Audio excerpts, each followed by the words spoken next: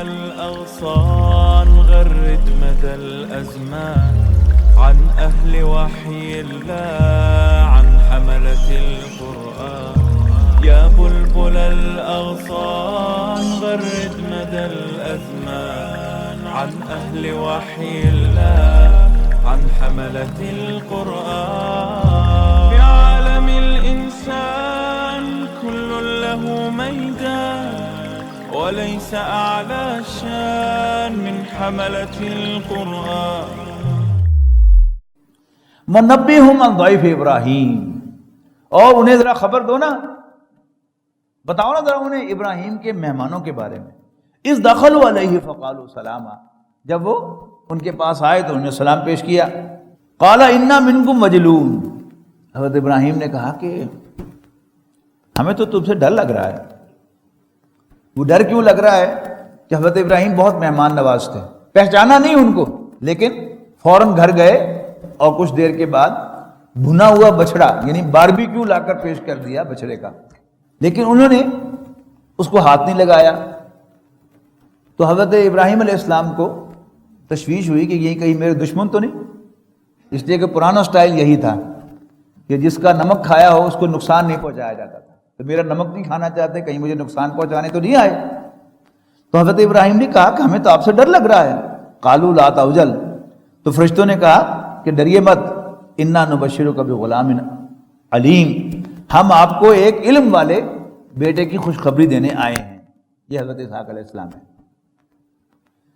قال ابشرتمونی علی مسنی الکبر فبم تبشرون، تو حضرت ابراہیم نے کہا کہ کیا بڑا یو ٹاکنگ اباؤٹ، کیسی خوشخبری دے رہے ہو مجھے، جبکہ مجھ پر تو بڑھاپا آ گیا ہے، تو کیسی خوشخبری دینا چاہتے ہو؟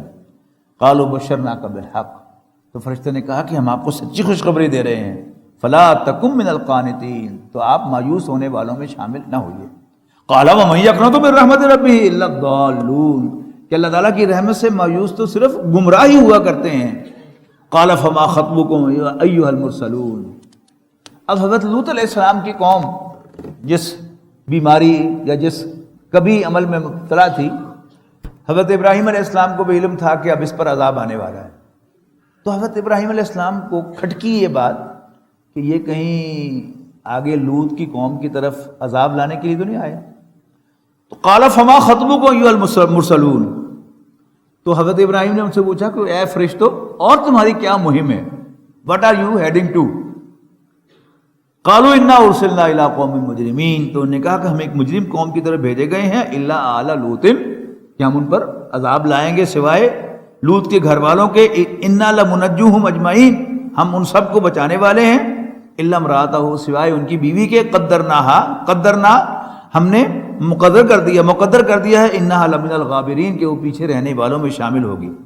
فلما جاء آل لوط المرسلون، تو جب اللہ کے بھیجے ہوئے فرشتے لوط کے گھر والوں کے پاس آئے، قال انکم قوم منکرون، تو لوط علیہ السلام نے بھی کہا کہ تم اجنبی سے لوگ لگتے ہو۔ قالوا بل جئناک بما كانوا فیہ یمترون، تو فرشتوں نے کہا کہ ہم آپ کے پاس وہ چیز لائے ہیں جس کے بارے میں یہ شک کیا کرتے تھے لوگ۔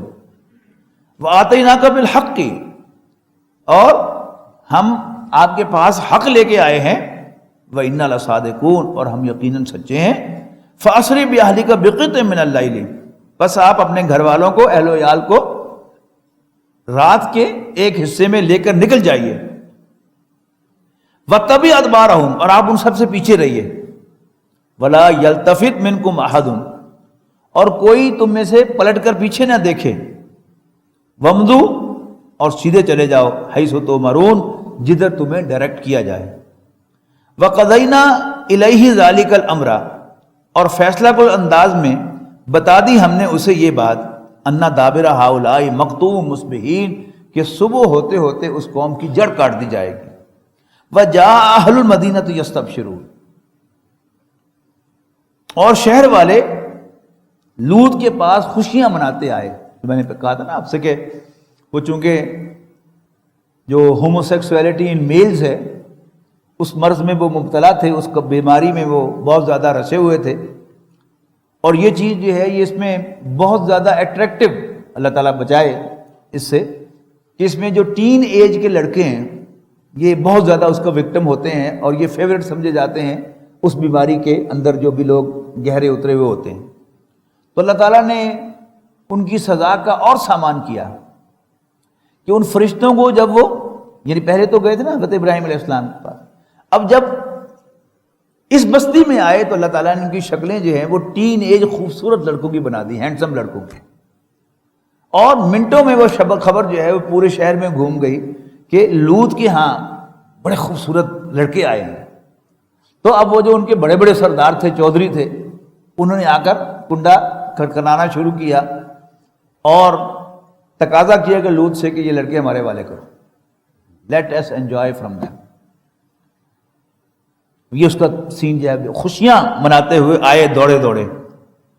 قال ان ہؤلاء ضیفی فلا تفضحون، حضرت لوط نے کہا کہ یہ میرے مہمان ہیں، مجھے میرے مہمانوں کے سلسلے میں بے آبرو نہ کرو.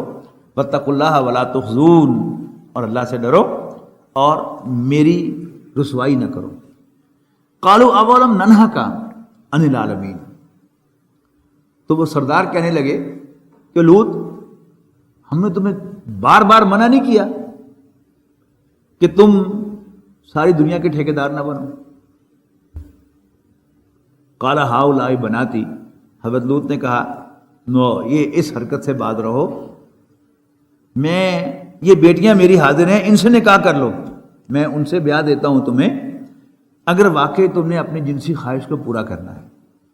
اب حضور صلی اللہ علیہ وسلم سے خطاب ہے لعمرک انہم لفی سکرتہم یعمہون، تیری جان کی قسم اے نبی صلی اللہ علیہ وسلم یقیناً وہ اپنی مستی میں اندھے ہو رہے تھے.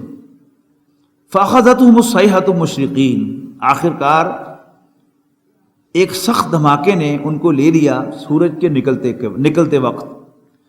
فجعلنا عالیہا سافلہا، تو ہم نے اس بستی کو اپ سائڈ ڈاؤن کر دیا، تل پٹ کر دیا. دھماکہ ہوتا ہے نا تو اس میں کیا ہوتا ہے کہ یعنی لوگوں کے جسموں کے ٹکڑے جو ہیں وہ اچھل کر کہاں کے کہاں چلے جاتے ہیں. تو کچھ ایسا ہی معاملہ ہوا کہ ایک زوردار آواز آئی اور وہ ایسے جیسے بستی جو ہے وہ اٹھا کر اڑ دی گئی ہو. فجعلناها عالیہا سافلہا وامطرنا علیہم حجارۃ من سجیل، اور ہم نے ان میں کھنگر کے پتھر برسائے. ان فی ذلک لآیات للمتوسمین، یقیناً اس میں اہل بصیرت کے لیے بڑی نشانیاں تھیں. وانھا لبسبیل مقیم، اور وہ بستی تو ایک بڑی شاہراہ پر واقع ہے، یعنی جس سے یہ قریش جو ہے سفر کرتے ہوئے پاس سے گزرتے ہیں. جیسے جب موٹر وے نہیں بنی تھی تو جو ہی آپ پنڈی سے نکلتے تھے پشاور جانے کے لیے تو ٹیکسلا کے کھنڈرات کے پاس سے گزرتے تھے، اور اب بھی آپ جی ٹی روڈ پر جا رہے ہوتے ہیں تو سائیوال کے قریب جو ہے آپ کو نشان ملتا ہے ہڑپا. تو ہڑپا کیا ہے؟ وہاں بھی کھنڈرات ہیں. تو یہ اس بڑی شاہراہ پر واقع ہے یہ بستیاں اور یہ کھنڈرات. وَإِنْ كَانَ أَصْحَابُ الْأَيْكَةِ لَظَالِمِينَ، اور یقیناً ایکا والے بھی بڑے ظالم تھے. فَانْتَقَمْنَا مِنْهُمْ، تو ہم نے ان سے انتقام لیا. وَإِنَّهَا لَبِإِمَامٍ مُبِينٍ، اور یہ دونوں بستیاں کھلے راستے پر واقع ہیں. وَلَقَدْ كَذَّبَ أَصْحَابُ الْحِجْرِ الْمُرْسَلِينَ، اور یقیناً جھٹلایا اہل ہجر نے بھی پیغمبروں کو. وَآتَيْنَاهُمْ آیَاتِنَا، اور ہم نے انہیں نشانیاں عطا کی تھیں. فَكَانُوا عَنْهَا مُعْرِضِينَ، لیکن وہ ان سے منہ پھیرتے رہے. وَكَانُوا يَنْحِتُونَ مِنَ الْجِبَالِ، اور یہ لوگ پتھروں کو تراشا کرتے تھے. بیوتاً آمنین، بڑے سیف گھر بنانے کے لیے. فَأَخَذَتْهُمُ الصَّيْحَةُ مُصْبِحِينَ، آخرکار انہیں بھی ایک دھماکے نے صبح سویرے آن پکڑا. فَمَا أَغْنَىٰ عَنْهُمْ مَا كَانُوا يَكْسِبُونَ، اور ان کی کمائی ان کے کسی کام نہ آئی.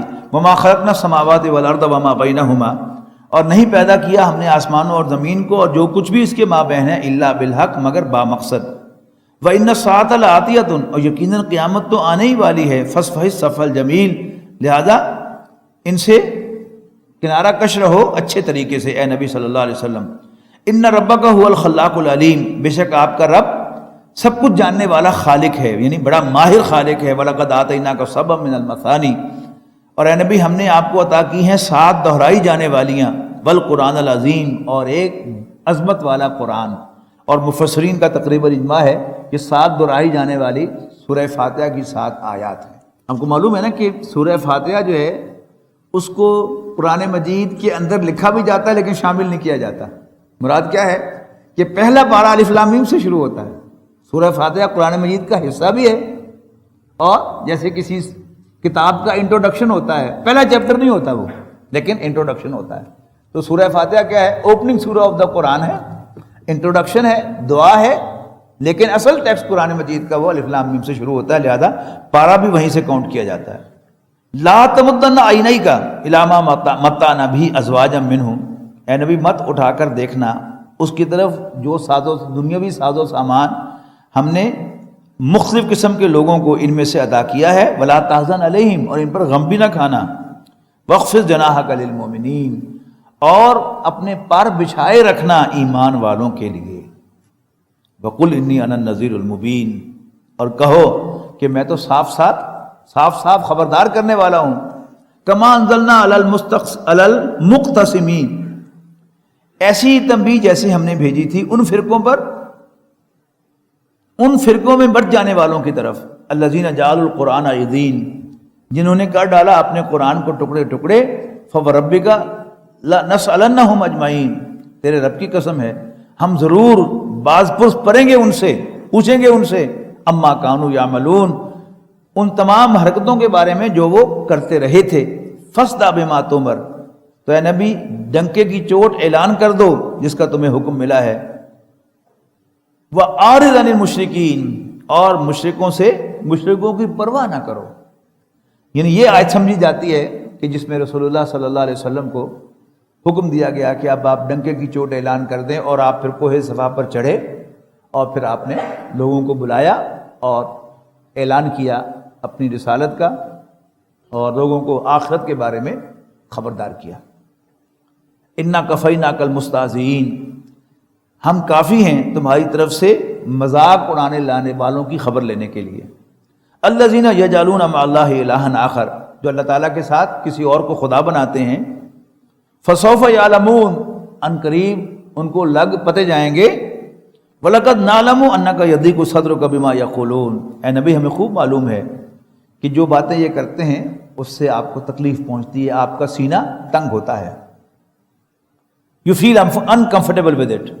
فَسَبِّحْ بِحَمْدِ رَبِّكَ، بس اپنے رب کی حمد کے ساتھ تسبیح کر. وَقُم مِّنَ السَّاجِدِينَ، اور سجدہ کرنے والوں میں شامل ہو جا. یعنی جب بھی انسان کو اللہ تعالیٰ کے دین کے کام میں، دعوت میں، یا اللہ کے دین کو قائم کرنے کی جد و جہد میں رکاوٹ محسوس ہو تو ریمیڈی کیا ہے؟ بس سجدے میں گر جاؤ اللہ تعالیٰ کے سامنے، ہاتھ باندھ کے کھڑے ہو جاؤ اور نماز پڑھنا شروع کر دو. اس کو پکارو، اس سے مدد مانگو. تو فسبح بحمد ربک، اپنے رب کی حمد کے ساتھ تسبیح کرو. وقم من الساجدین، سجدہ کرنے والوں میں شامل ہو جاؤ. وعبد ربک حتی یاتیک الیقین، اور اپنے رب کی بندگی میں لگے رہو یہاں تک کہ یقینی امر یعنی موت آ جائے. وَلَقَدْ يَسَّرْنَا